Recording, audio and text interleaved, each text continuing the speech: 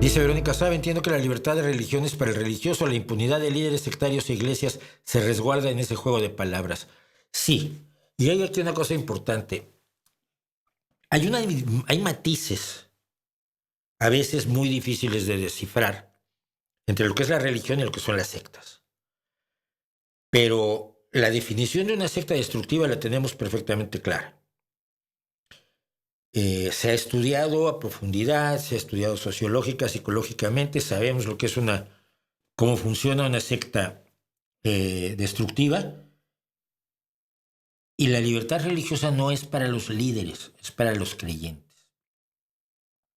Cuando tú estás sometido a la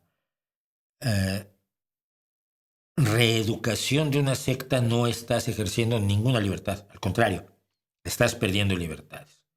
Que también en las religiones se da esa pérdida de libertades, es cierto, y también yo lo rechazaría, pero en las sectas es la única forma de expresión de sus creencias religiosas, es precisamente la sumisión y la humillación ante el líder carismático que encabeza la secta y que los hace trabajar para él o para ella.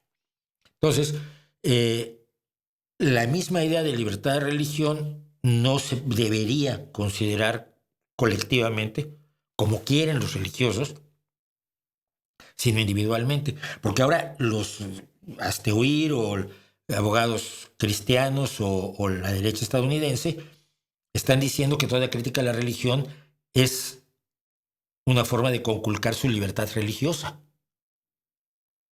Que no puedes decir nada sobre las religiones si no perteneces a la religión porque estás yendo en contra de su libertad religiosa. Y es una forma de retorcer las cosas, como el racismo inverso, ¿no? De manera tal que tengas una hegemonía intocable y todo lo demás sin relevancia. En vez de que todos tengan los mismos derechos, los derechos de la libertad religiosa son solamente para los cristianos estadounidenses conservadores.